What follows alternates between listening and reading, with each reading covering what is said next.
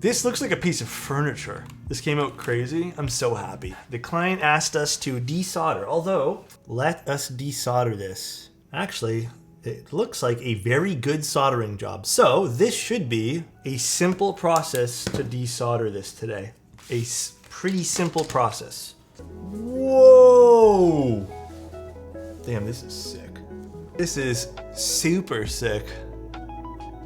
Beauty. Yeah, definitely beautiful.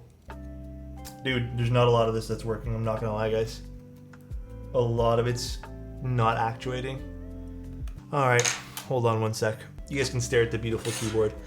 I might actually have a PCB in my supply of spare things that actually might work with this. I was wondering, dude, check this out. I don't know if this has anything to do with it. While I was desoldering it, I think that's just the flux that's burning, but you can see like whatever solder was used prior, like left this black residue. I have no idea. I literally don't know. I mean, it just could be a dud PCB too. What a strange keyboard. I can't wait to see what the PCB is like. Integrated LEMO. It's an integrated LEMO. Actually, I don't know if the client answered this or not. I don't know if they're still at their computer. Do you have an extra cable? Like, do you own a longer one, or did you want this shorter one? I think it's just kind of, it's kind of funny. It's such a short cable. But apparently someone else said that the previous owner of this board requested it to be really, really small, which makes sense because if they had like a dock or something, it just makes a lot of sense.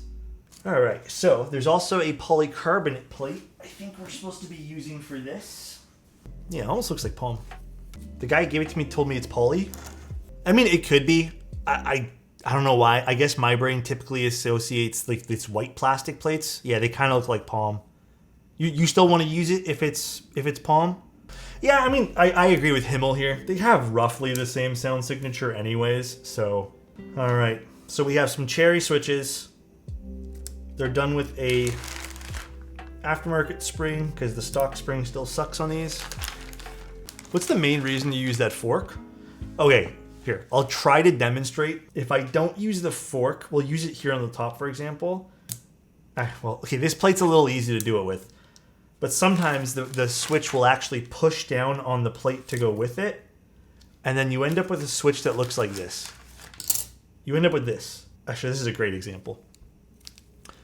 You end up with a switch that maybe you're not able to push down because it gets caught on the plate and you're not actually able to sit it flush on the plate. So you would have to support the plate from underneath. But that's really hard to do on the middle ones, for example. Actually, we got a few in. We probably don't need it anymore, but you want to just make sure, like, my number one tip to give anyone here, all right? If you're building a PCB, even with hot swap, you're putting in your switches, make sure it all sits flush. It needs to sit flush. Absolutely needs to sit flush. If not, like if you have little gaps underneath or like it's not sitting on the plate properly, you might get a weird sound signature. There we go. Little sticky. Little sticky because of this this piece right over here. All right, if memory serves, we just drop this in, right? Push it in with force. Yeah, I'm just gonna try to align it first because it has to go in between this like sticker thing, right? I think there was a trick if I remember correctly.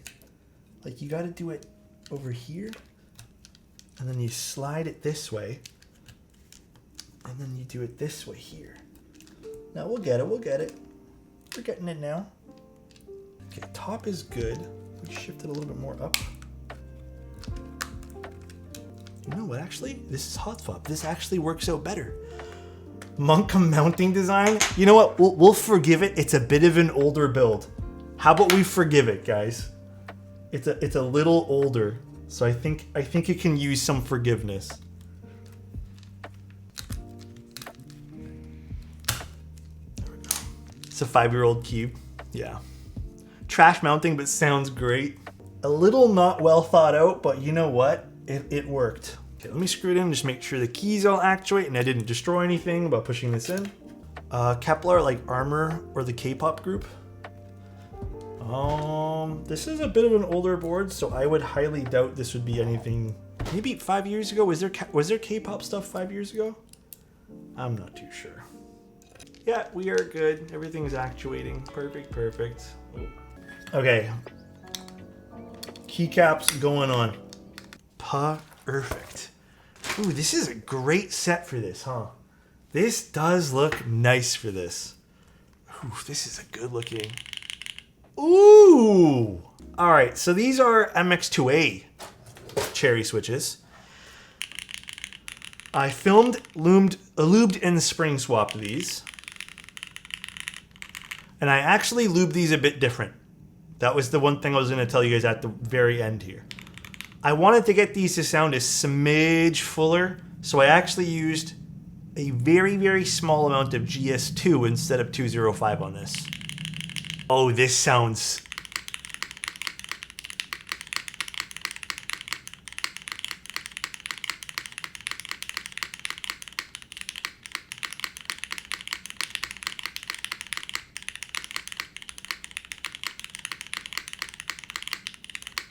Yeah, so the owner, Vitaly, he trusted me with picking some switches here for him, so I'm hoping I didn't let him down.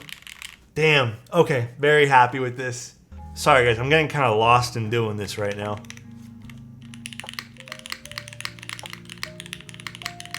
Yeah, dude, I'm loving this spacebar. It's like hitting. The alphas are just...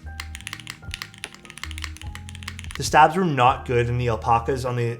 were a bit muted. This is good. This is a really good sound. Okay, now the next task, which I'll probably just do off stream. Honestly, we're getting a little late. I'll probably just readjust this, take some photos, and send this back to Vitaly. But dude, this turned out sick, dude.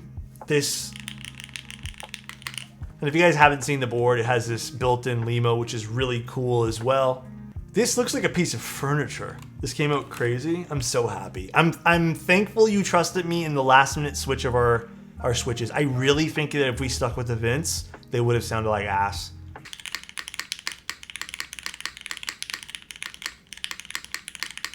You know, and the nice thing too, if you really hate the spacebar afterwards, you can switch it out for something else. This is my first time using them, MX2A Cherry MX Blacks. I had, okay, well, not really my first time. Technically, I tried them on a little macro pad that I had tested, but they sounded really full. And I was like, damn, these are pretty nice. I did find while I was doing kind of my testing with them, dude, the GS2 is coming back for me. I'm starting to do more and more with GS2 because I'm finding with particular switches, you get almost like a deeper sound signature with the GS2 lube versus the 205. You know, if you were to give me MX2As and Ultra Glides, I would actually probably, for some reason, I don't know, these sound, not just in this board, but these felt even in hand deeper sounding than the Ultra Glides. I don't know if there's a difference. I really don't know enough about the two. But yeah, these sounded fantastic. I'm definitely buying these again. Bye everyone. I love you and say hi to Nai Nai.